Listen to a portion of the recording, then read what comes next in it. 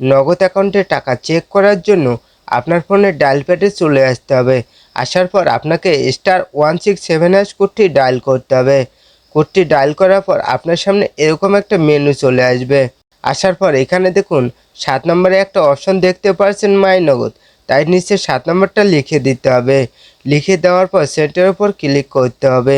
যারা এখনও পর্যন্ত ভিডিওতে লাইক করেননি তারা প্লিজ ভিডিওতে একটি লাইক করে দিবেন এবং সাবস্ক্রাইব করে রাখবেন। ক্লিক করার পর এখানে দেখুন 1 নম্বরে একটা অপশন রয়েছে ব্যালেন্স ইনকোয়ারি।